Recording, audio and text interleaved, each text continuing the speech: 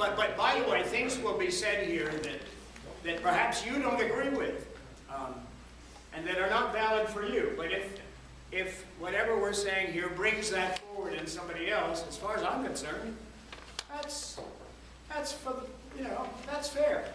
One example is our society is turned away. Our society is turned away from the fact that there are people literally enslaved in the United States, not to mention the rest of the world. Yeah. And instead of focusing intently upon releasing them from this condition, we seem to be saying, turn a blind eye to that. Thank you. Good.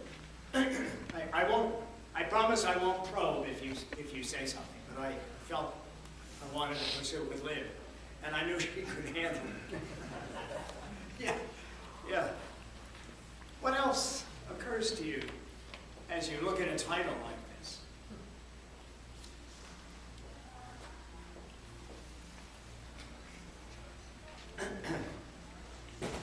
Al? Yes. Thank you. When part of the world, Hold it right here, and then Marge first, she has the mic. Marge. Thank you. Go. Yeah, that's power.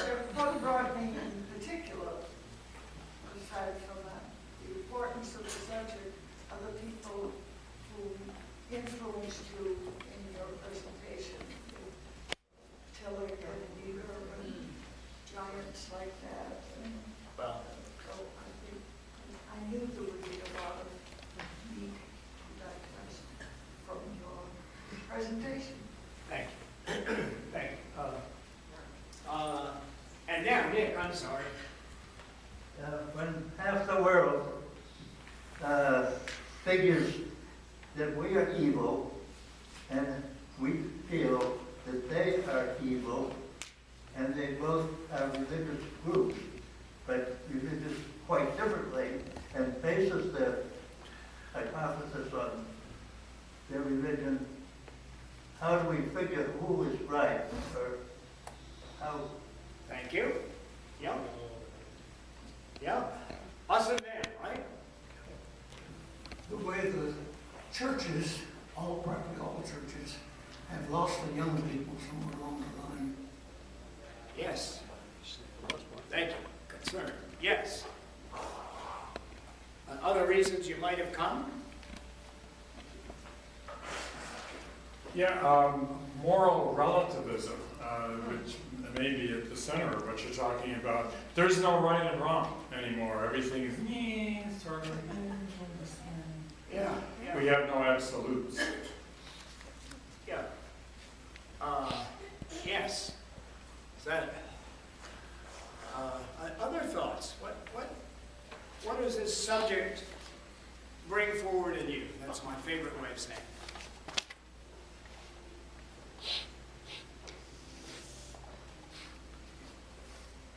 Pam. I have the mic. I thought of the title. Yes, you did. I'll get to that.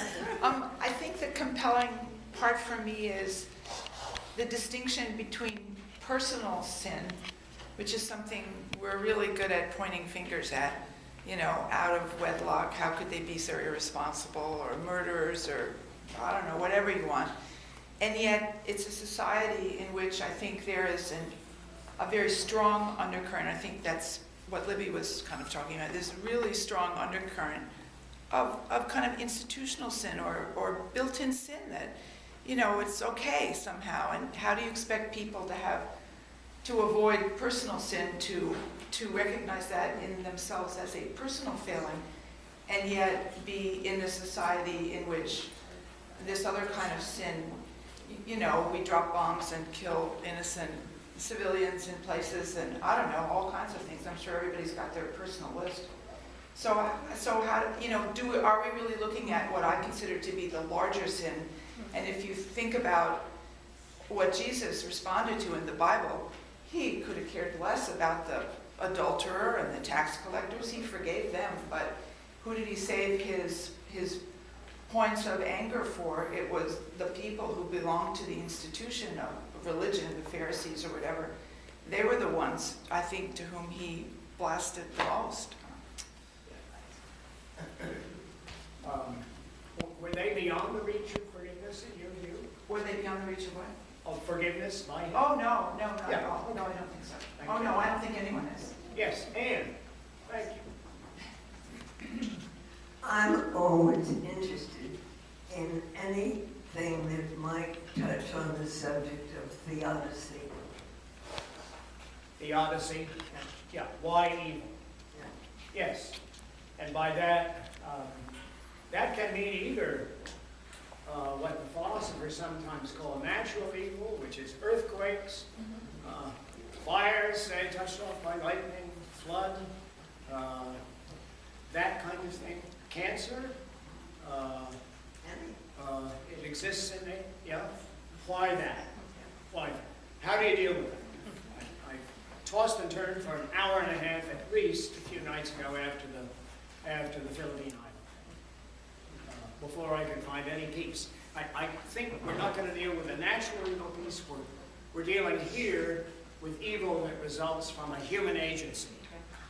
From a human agency. Something traceable to human action, behavior, decisions, and so on. You know what, Al? It's interesting you brought up the Philippines, and I think this is going to be, and if you think back a little bit, and sometimes those lines cross. The storm in the Philippines, Sandy, and other storms that we're getting because of global warming, and that they say this is going to become an increasing problem, and they say we can't afford to change our environment. But think of the millions of dollars it is costing us right now just to help the people in the Philippines, which we should do. But sometimes it's hard to figure out, well, how did this, what was the cost of this? Yes. And so, just a thought. So natural evil in our time may not be purely natural evil. There may be a human agency very much involved in it, right? I read something about that just a couple days ago. Yes. We still have a couple of minutes before 9:30. You can break the rules and start anytime. Yeah. Well,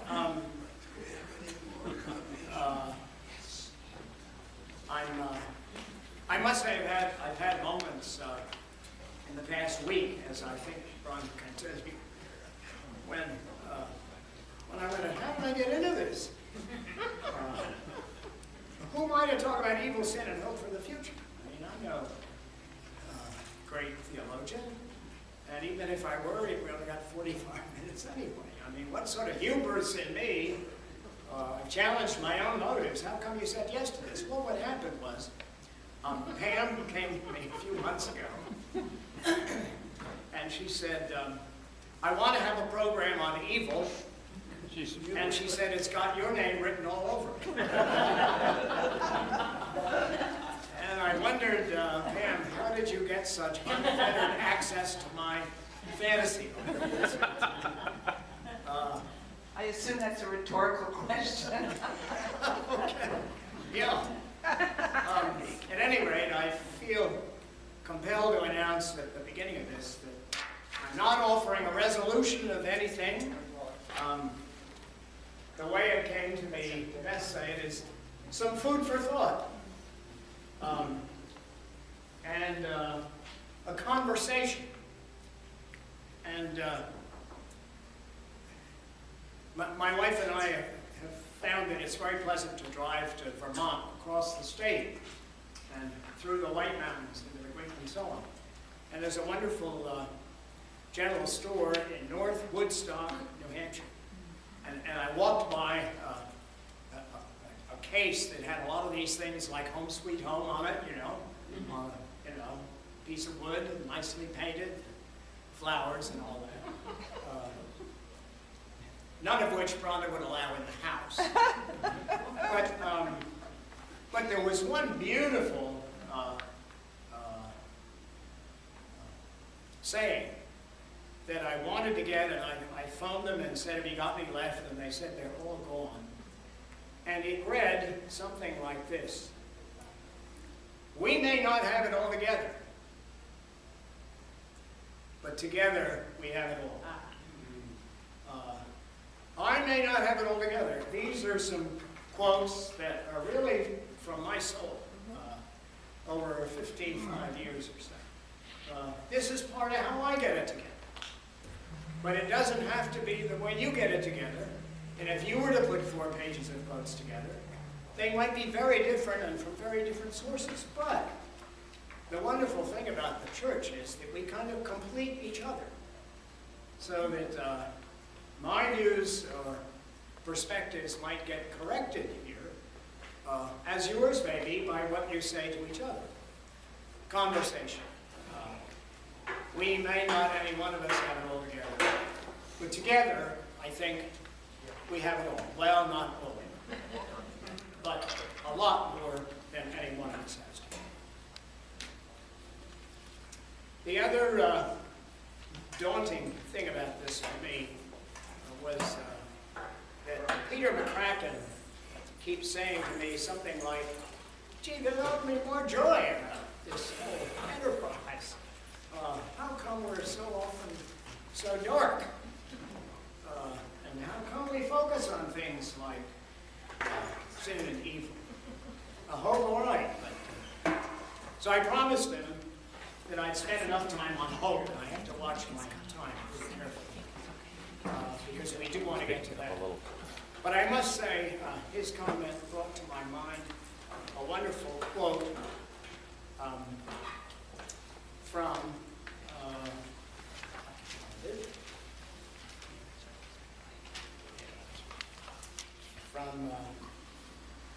Bill Coffin, William Sloane Coffin, who said something like,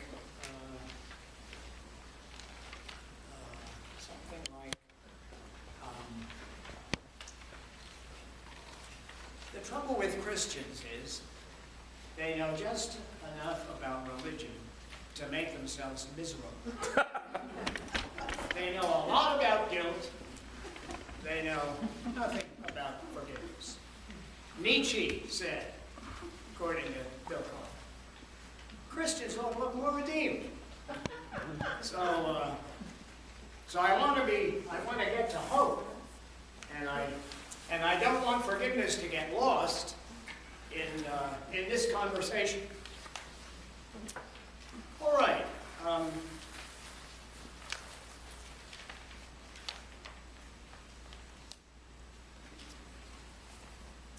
This is a theological conversation. I come from a theological perspective. I believe in God. And believe you do too. And this kind of thing could be discussed, I suppose, in a secular context. That's not what we're about here. Let that happen. That's important to have happen wherever it needs to happen. But we're God-centered. We've come from worship, or we're going to worship. And so I thought a couple of quotations about worship, because that's how we're centered, would be important to have. And the one I found a minute ago when I was trying to find Coffin was Tutu's quote. Tutu. I've been in a diocesan convention where Desmond Tutu was speaking. It was back in the late 70s. I had never felt such electricity as was in that convention hall when I walked into it a few minutes into his speech. Absolutely electrifying. A wonderfully courageous man of tremendous integrity. Anyway, he writes, I could not survive at all. And think of what he's been through. Threats to his life, probably numerous. I could not survive at all if I did not worship, if I did not meditate, if I did not try to have those moments of quiet with the Lord, I would collapse. It is that basic for me. So here, a veritable physical necessity, he says. Worship. And Andrew Greeley, a quote from Andrew Greeley, and then we'll get to one of these.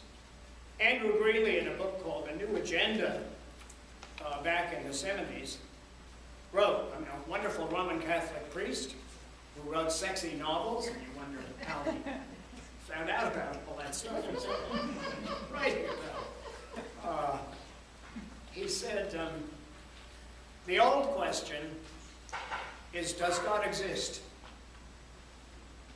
The new question is, who is your God? Who is your God? So, could I have a reader for the quote on worship at the top of page 1, that beige colored page, or what is it, off-white, I guess. David Foster Wallace, by the way, delivered a tremendous address at Kenyon College in 2005. He died tragically some years later. Suffered greatly and courageously, I think, from bipolar disorder. But he gave this speech insisting that it was not religious, insisting that he wasn't making any moral point. But at any rate, I'd love a reader for that first, yes, Andy. On worship, because there's something else that's weird and true. Everybody found it, the first one? In the day-to-day trenches of adult life, there is actually no such thing as atheism. There is no such thing as not worshiping. Everybody worships. The only choice we get is what to worship. And the compelling reason for maybe choosing some sort of God or spiritual type thing to worship, be it JC or Allah, be it JWH or the wicked mother goddess or the Four Noble Truths, or some inviolable set of ethical principles, is that pretty much anything else you worship will eat you alive. If you worship money and things, beauty, being smart, sexual allure, etc., by David Foster Wallace. We have some responses to that. Does anyone else resonate to that the way I do, or do you want to take issue with it, or whatever? Any responses? I'd love this to be a conversation.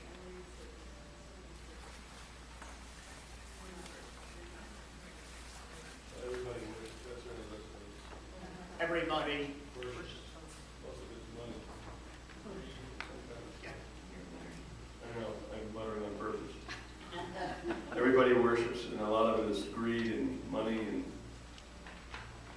things that are for you, not for anybody else. Thank you. Yes, Nancy. Well, does some of our greed and preoccupation with money have to do with our feelings of insecurity and fear that we feel we want to protect ourselves and care for ourselves, find a way through the challenges? Yeah. While it's being passed to whoever. Had a professor at seminary, Norman Pittenger, who used to say the heart of man, back in the days when you could say that, the heart of man is a God-shaped blank. Yeah. I'm interested in people worshiping football because I love watching it. I think it is awful. It's a terrible expression of violence. But I love seeing that athleticism. Isn't that interesting? Yeah, we're going to get to that very kind of, yes. Any other responses to holy worship? Yes. Well, as Andy was reading this, I found myself asking, what do I worship or put in front of God? And it often comes down to where we put our money. And I thought of recently, we're going to Kansas City to see my 3 grandsons. And I think I spend more money on presents for them than I did on the Philippine relief. And I think that's sort of priority that any to question. Yeah, thank you, thank you. All right. The part that caught my ear was pretty much anything else, oh no, wait, where is it? Pretty much anything else you worship will eat you alive. Thank you. I've been eaten alive by a love of real estate, a love of automobiles, and I won't go to some of the other places. But before we leave it, because we've got to move on, would you turn to the blue page, please? And could I have a reader for, third from the bottom, the blue page? Václav Havel was released from prison, had been a labor leader, was imprisoned, opposed communist tyranny. A few days after he was released from prison and the Czech Republic was formed, he was elected president. And not long after that, he was invited to address the Congress of the United States, both houses. And here is what he said in part, sent to me by, and all the clergy in the diocese, by Bishop Malik Belshaw back in 1990. Somebody be willing to read that good and loud for... Thank you, Bob. Okay. Do I need the microphone? Yes, you do. That's the rule, even for priests.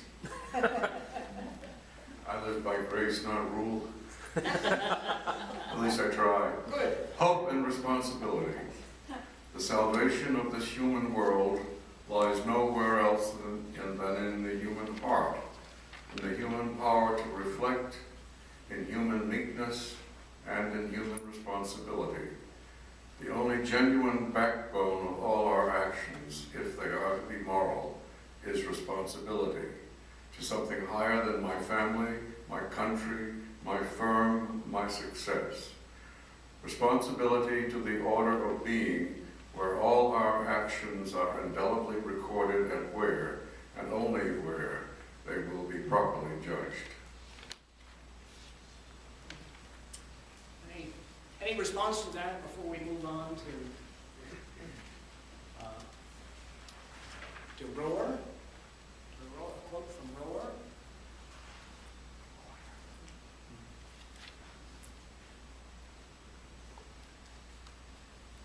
I thought sort of interesting that he was striking a note of, we're going to be accountable someday. I don't hear that very much these days. And I don't want to hear it much either.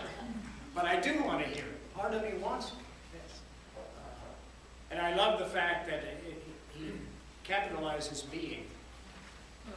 I think he comes from a Roman Catholic background. I'm not sure. All right. Evil. Go to the tan page, the second page, tan or beige.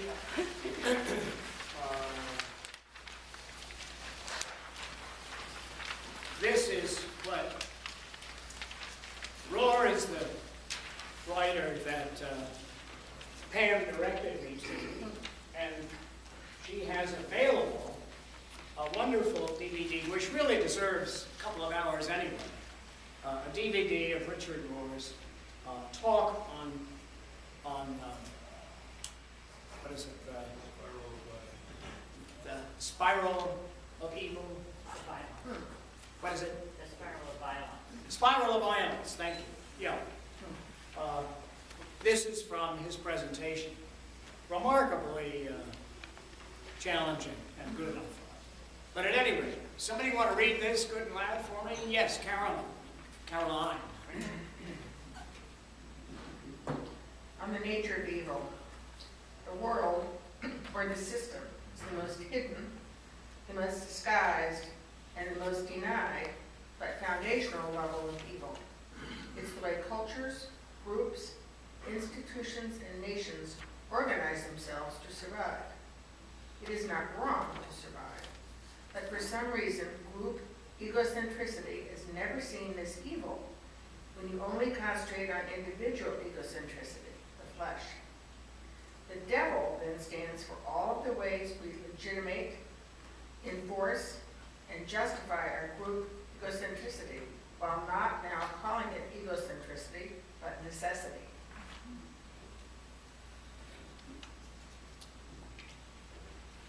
Thank you. Thank you, Caroline. Responses to that, please. What comes to mind? Cultures, groups, institutions, nations,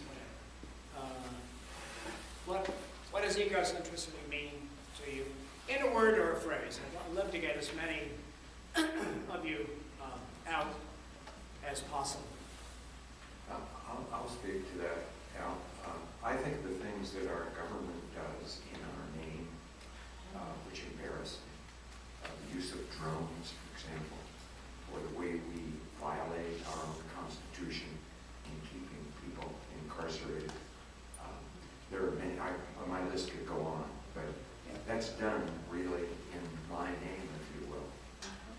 And I'm not at all happy with it. Yeah. Okay. And we, yeah. That would be the evil done on our behalf, Yeah. part of the confession. Is it evil? It's evil done on our behalf. Is it evil done with our consent on our behalf, or with our support, or with our? How do you sort that out? I don't have a quick answer to that. With our silence. Our silence shows consent. Our silence. Okay. All right. All right.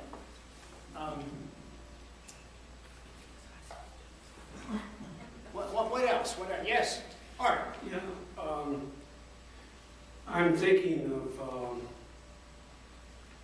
parties that we elect to Congress and how they're approached by lobbyists, and they're told we will support your next campaign, but you are to vote this way. And as a result, our democracy is compromised, and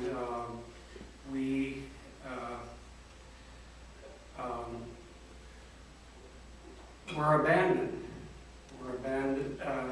Those of us who are not Congress people are strafed. And there doesn't seem to be a commitment to help the welfare of the people.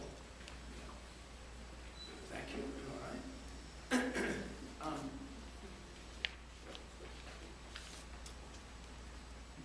Rick? Well, I've heard Richard Dorman. No, we don't necessarily have to agree with everything he said. And what is said doesn't have to invalidate what you believe. And you don't have to validate what is said in order to validate yourself. Where this is a sharing, different perspectives. Yeah, sorry. Well, as I said, I've heard Richard Dorman speak many times. And the focus for much of his criticism and the organization of which he is probably the most critical is the church. He does not refer to himself as a Roman Catholic. He refers to himself as a Catholic. He finds the phrase Roman Catholic an oxymoron, that you can't be both. And so it's something that, his thing is that, once an institution is organized, its primary purpose becomes self-preservation. And that's the definition of egocentricity. Yeah, that's where we get our identity. Right. And we will do anything to keep the institution going, even if it means ignoring other people. Yeah, and it's very hard for us to be self-critical of the institutions of which we're a part. I told had a wonderful conversation with a Jesuit a couple of days ago. My wife, Jesuit, and his wife. He's still a Jesuit, but he's married. He hasn't been away since. Wonderful conversation about this kind of stuff. Thank you. Well, once we have our own group, we more or less identify the others as to, and our feelings get focused negatively on a third group. We seem to need this kind of dualism, or, yeah, anyway, we, find that we sort of demonize others. Yeah. Yes. I'm glad this side is kicked in. Thank you for passing the mic. Wow. Well, Al, what I often get lost in is that spiral of confusion, trying to figure this whole thing out, and I end up doing nothing as a result of that. I mean, nothing which I find meaningful, and that's where I often find myself. I can identify with that. I suspect others can. For all we may be doing, still have that feeling.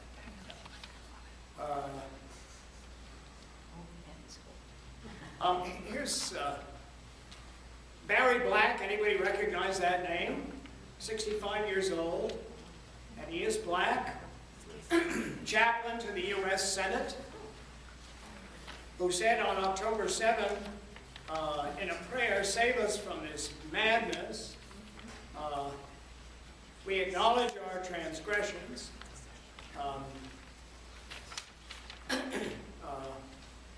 Deliver us from smugness," which to me, I interpret as self-righteousness.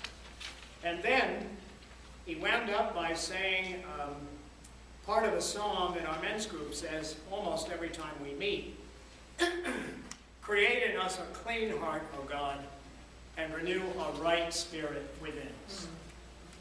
Renew a right spirit within us.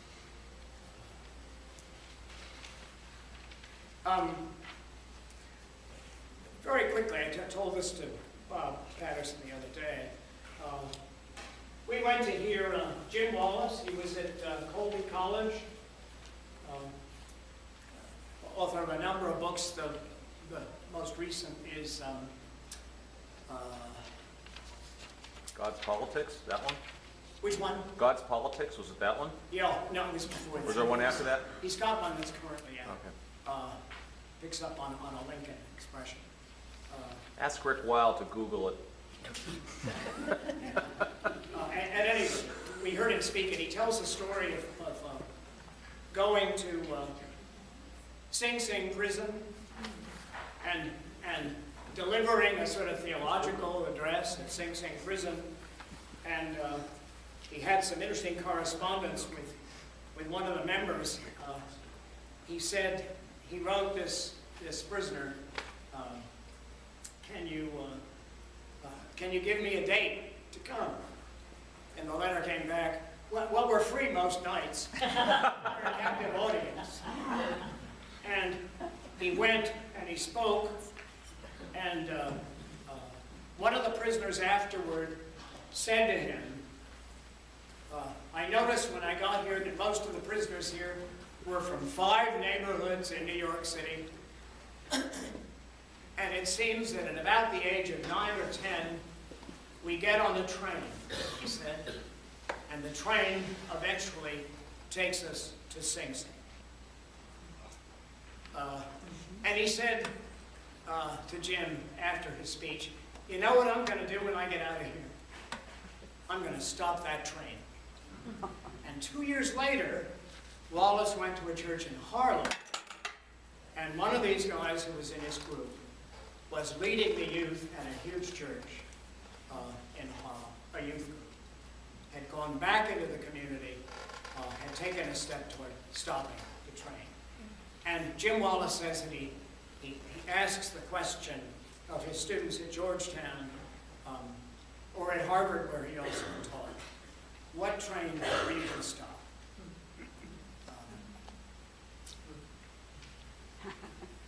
All right.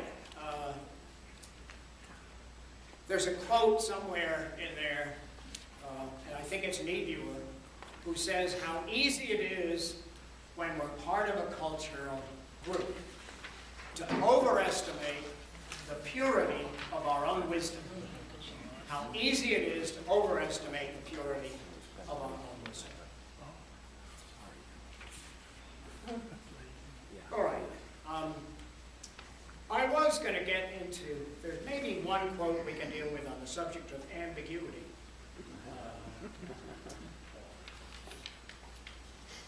Let's see if I can find it. Because the point of it is, and it's a Tillich quote, if anybody can find it, Blue sheet. maybe on the last page. Blue sheet, second item down. Blue, second one down. Okay.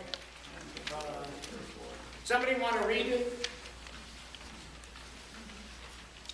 Somebody want to read it good and loud? Pam? No, not me, on the sheet.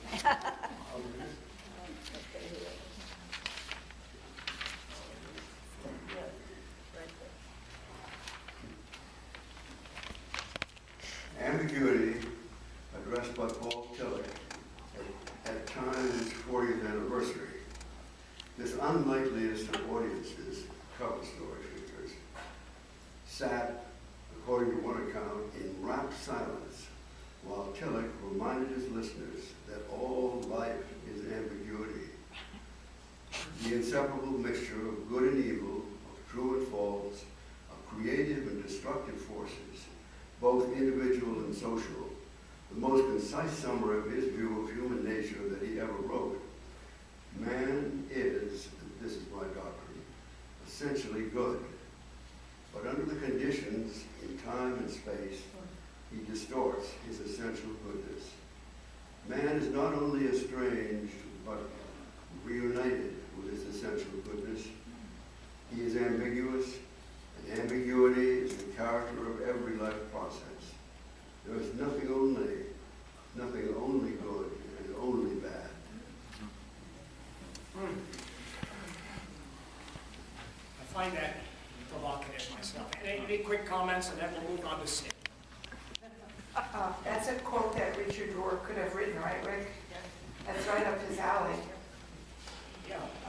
That Say whole more about that? And you know, well, I mean, you know, I think the church, I shouldn't say which church, but the church has tended to focus on that second story of creation, the Adam and Eve story, which gets you down the road of original sin.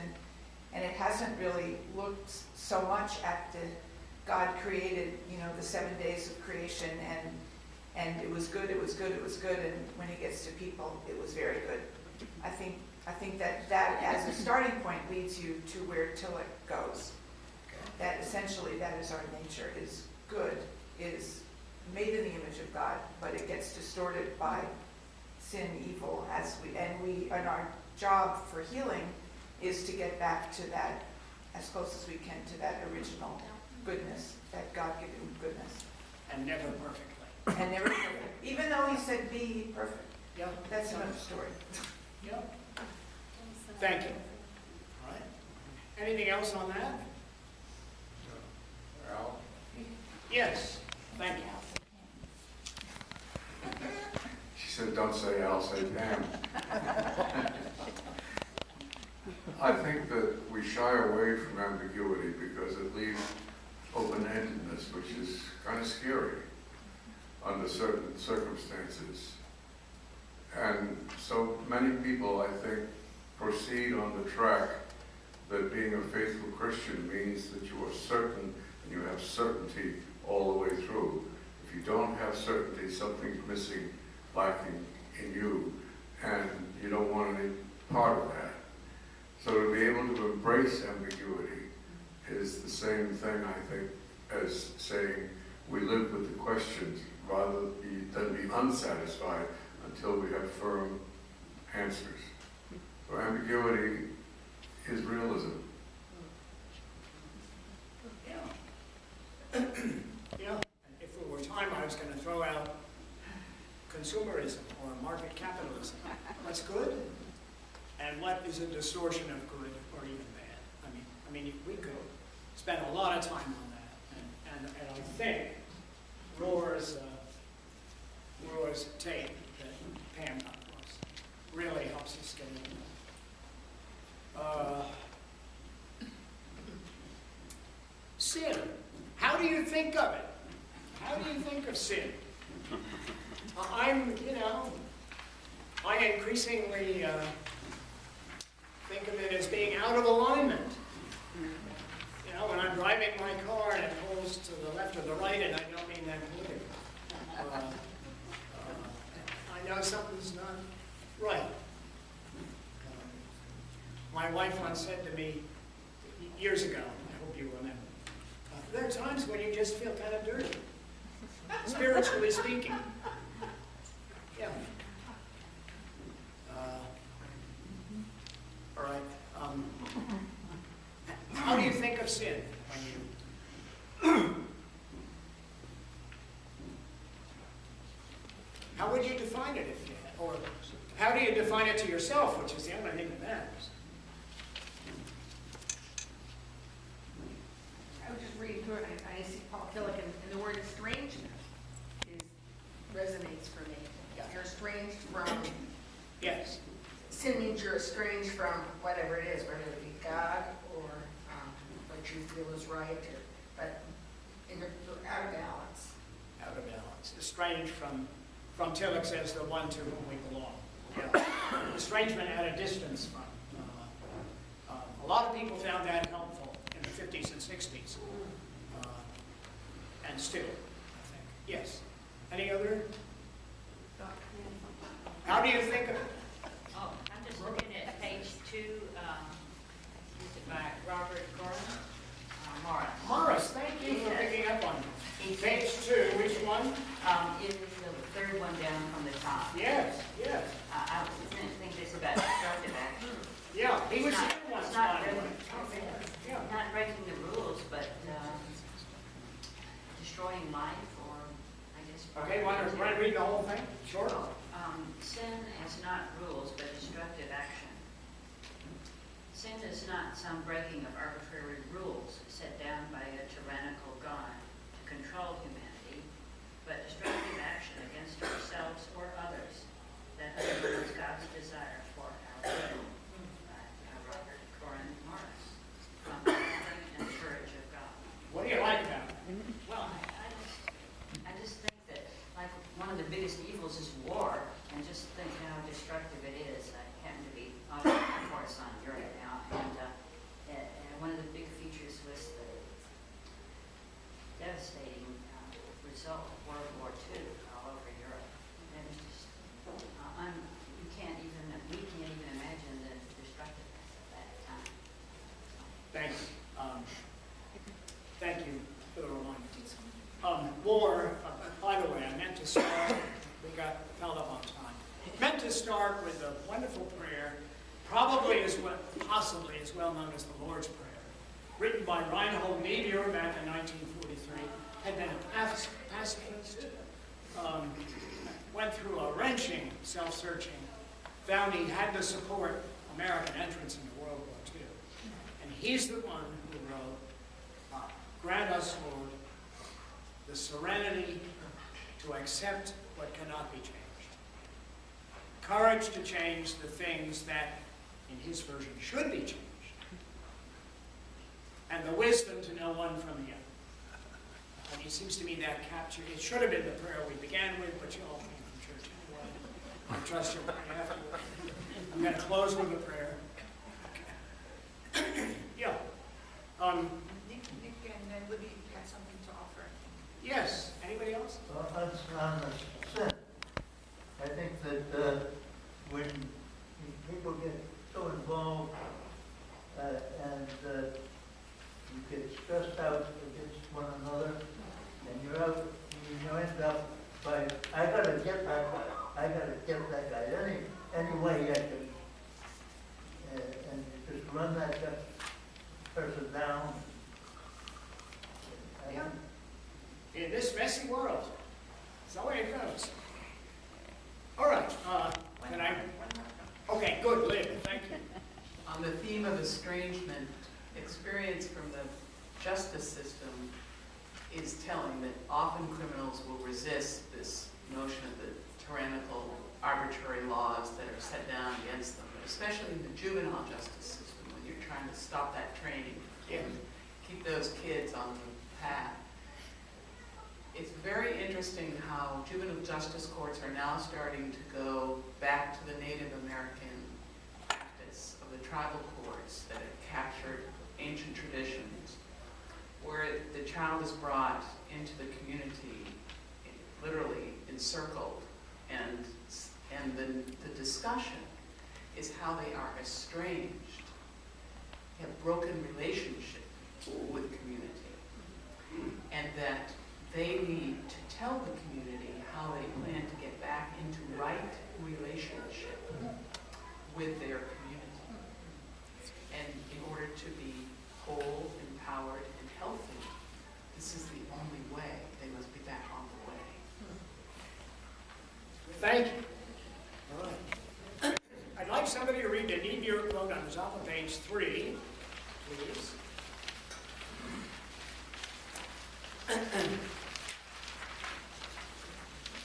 Don't make me Yeah, run Niebuhr, the by other the side. way, you know David Brooks, the New York Times conservative columnist?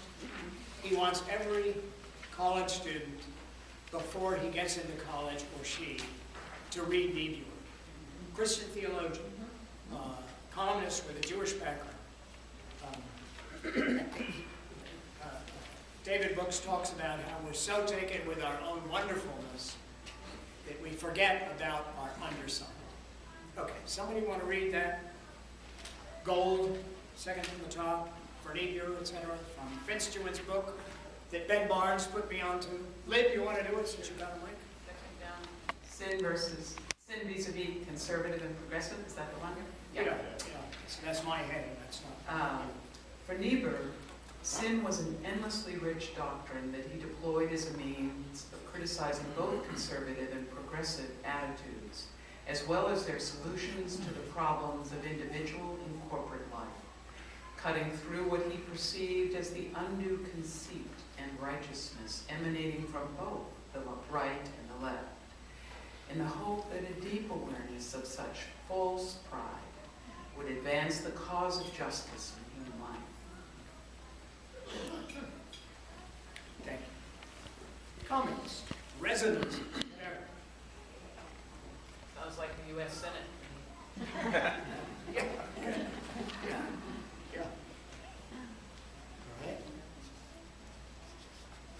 All right.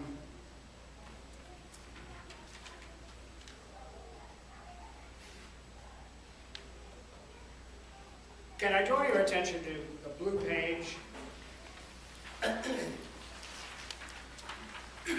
Top of the page, about 5 lines down. David Foster Wallace again is describing to that commencement audience that he's in a supermarket. It's Friday night. He's had a heck of a week. All he wants to do is get home, put his feet up, thank you, have a beer, and there's a long line at the checkout counter. And here's how he reflects on that very publicly to those graduates and family members sitting on the grass. Somebody want to take it from I am the center, how he experiences himself? Somebody got a... Really?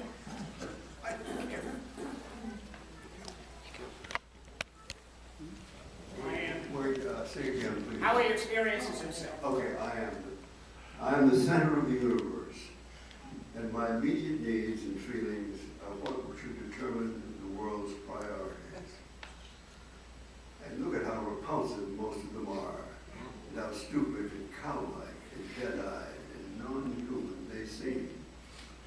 In his long checkout line, in this long checkout line, or how annoying and rude it is that people are talking loudly on cell phones, etc., and how deeply and personally unfair this is. We almost all fail into that.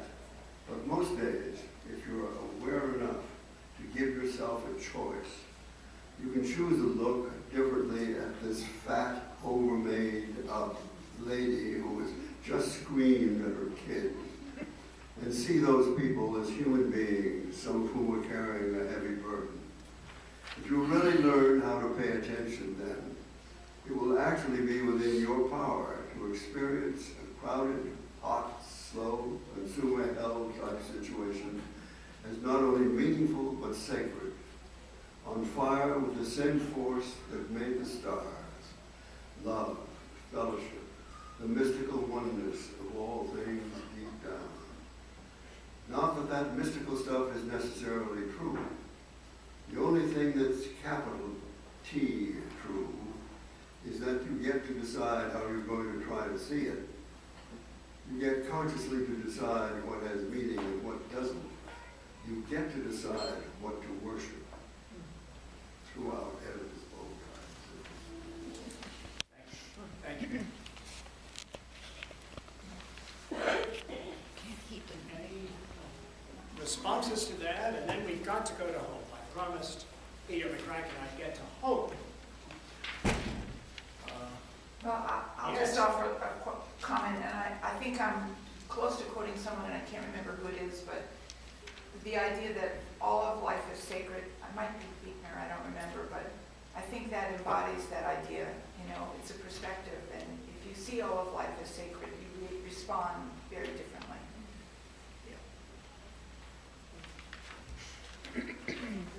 Thank you. Who else? Bill. More and more I begin to see that secularism really has become a religion. And the people who belong to that particular belief, they're outnumbered the other people who are trying to find that they walk a separate road from what most Christians would do. And to them it's... And others, would you agree? Yeah. Jews? Yeah, but they're really just... I find it almost impossible to talk to them because they're as firm in their secular belief as a person could be who's in communion with Christ. Thank you. I want to push you to hope. Just, what are the things, what things give you hope, may I ask? I read just yesterday, hope is something you do in spite of the evidence, but without hope, you'll never change the evidence. What do you hope for? In whom or what do you find hope?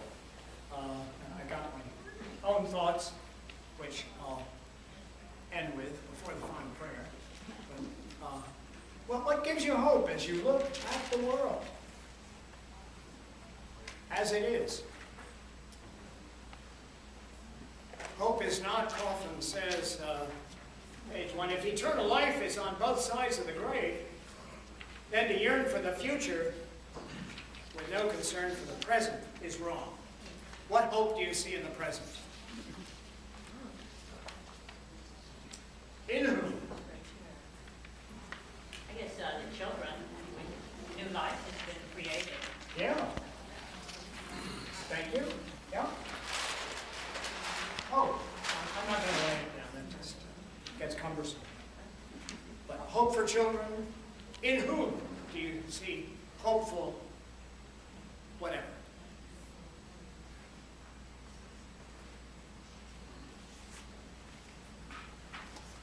I see hope in people like Desmond Tutu, who's been through it all and still says, without forgiveness there is no future.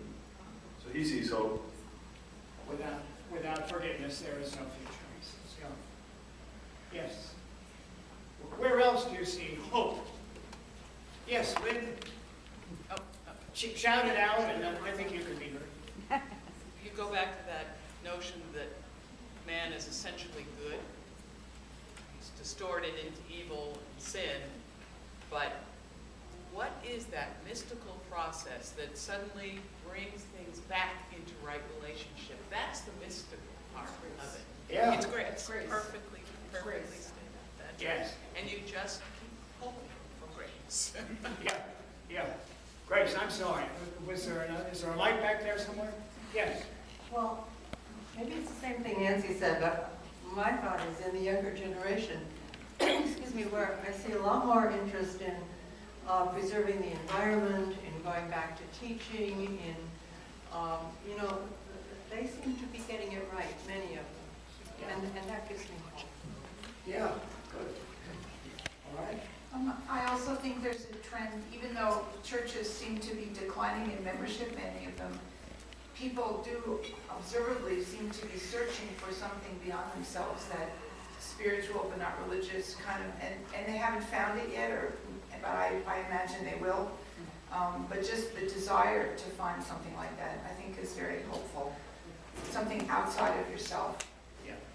I just want to add one quick thing. There's a great quote about a definition of hope that I want to share, and that is a passion for the possible. Thank you. Good. We really, although that gives me a couple more minutes. No, it doesn't. No, it doesn't. You're out of time. Yeah. No, it doesn't. Yeah. So there's That would always be hope. helpful on your part. I have great hope in the emergent church. I have great hope in people dealing with sin and evil in the sort of way that you folks have done it lately, and of being aware of that in us which inclines to make us the center of the universe, and catching ourselves at it, at that game, and negotiating life differently as a result of realizing it and of knowing that you're forgiven even when you're completely guilty. That's where I am. Now, you got to stop, except close with a prayer, which the men's group likes a lot, and I hope it pulls things together for you. The Lord be with you. And also with you. Let us pray. O God, by whom the meek, which means the humble, O God, by whom the meek are guided in judgment in making decisions, and light riseth up in darkness for the godly, grant us in all our doubts and uncertainties the grace to ask what thou wouldst have us to do, that the spirit of wisdom may save us from all false choices, and that in thy light we may see light, and in thy straight path may not stumble, through Jesus Christ our Lord. Amen.